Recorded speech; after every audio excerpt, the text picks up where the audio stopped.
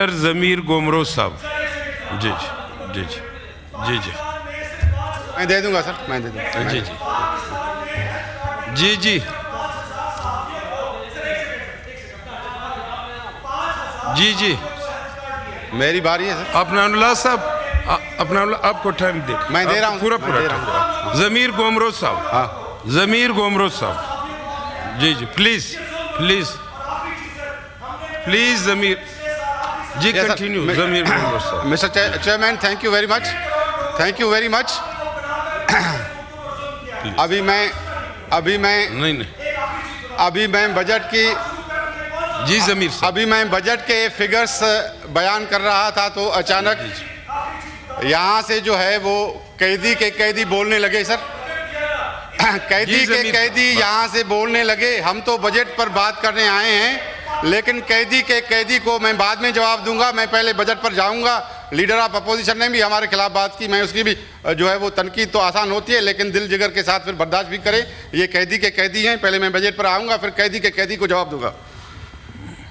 Mister chairman, ये पाकिस्तान की तलख हकीकत है कि मौजूदा सूरत हाल में ये मुल्क कैसे पहुँचा है और जो बजट के फिगर्स हैं वो बजट में कैसे रखे गए हैं।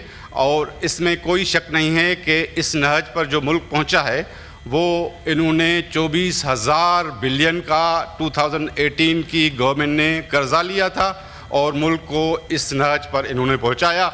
मुल्क की तारीख में कभी ऐसा कर्जा नहीं लिया गया। ये तो खूबसूरत तकरीर करते हैं कि हमने ये किया, हमने ये किया, और फैज़याब होकर आए थे और हुकूमत पर जो है उन्होंने कब्ज़ा किया था, गैर आइनी तौर पर आए थे। अब उस वक्त हम जो है वो फॉर्म 45 के लिए जाते थे काउंटिंग के लिए, तो वो ऑर्डर नहीं होता था। मैं इस पर बाद में आऊँगा, लेकिन पहले बजट के आदाद व शुमार में बयान कर लूँ।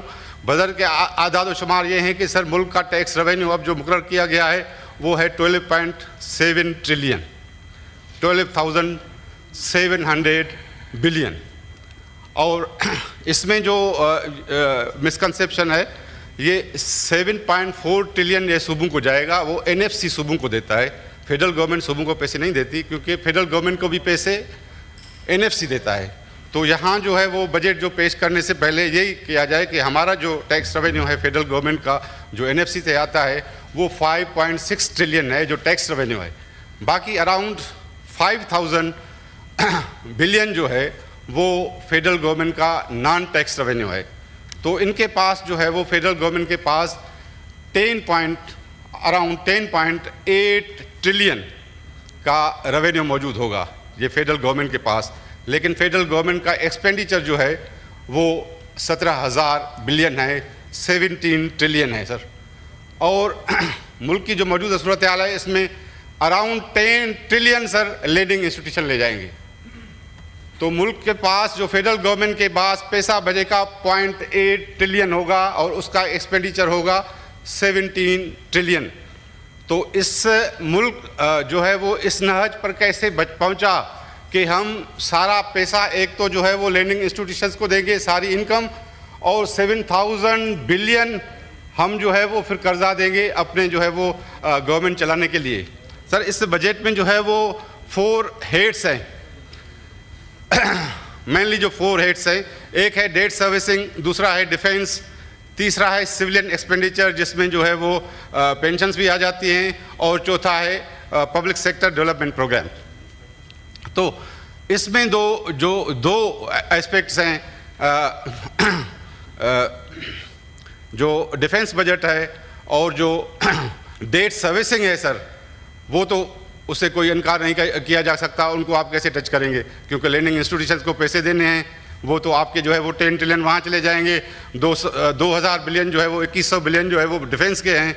बाकी जो आपके पास जो स्पेस बचता है वो है PSDP और सिविलियन एक्सपेंडिचर सर, वो सिविलियन एक्सपेंडिचर और PSDP। तो इसमें ही स्पेस बचता है कि मुल्क को जो है वो आप क्या देंगे। गवर्नमेंट जो है फेडरल गवर्नमेंट ज़ाहिर है मुल्क को पब्लिक सेक्टर प्रोग्राम में जो है वो PSDP देगी, और नंबर 2 जो है वो सिविलियन एक्सपेंडिचर है। तो सिविलियन एक्सपेंडिचर से हवाले से सर ये जो इतना कर्जा मुल्क पर आ गया है, तो मुझे गालिब का एक शेर याद आ रहा है कि कर्ज की लेके पीते थे मैं और समझते थे कि हमारी फाका कशी एक दिन रंग लाएगी।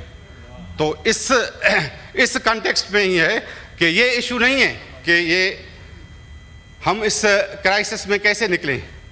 क्वेश्चन ये है कि पहले इनके काजेज़ क्या हैं, इस क्राइसिस के काजेज़ क्या हैं, और अगर हम काजेज़ नहीं समझेंगे तो हम सॉल्यूशन की तरफ नहीं जाएंगे। सर, इनके दो काजेज़ हैं। एक नंबर 1 जो काज है वो ये है कि कभी इस मुल्क में पार्लियामेंट को ख़त्म किया गया और कभी फेटर किया गया। नंबर 1 ये रीज़न है, और इस वजह से ये मुल्क जो है वो 2018 की पार्लियामेंट भी फेटर्ड पार्लियामेंट थी।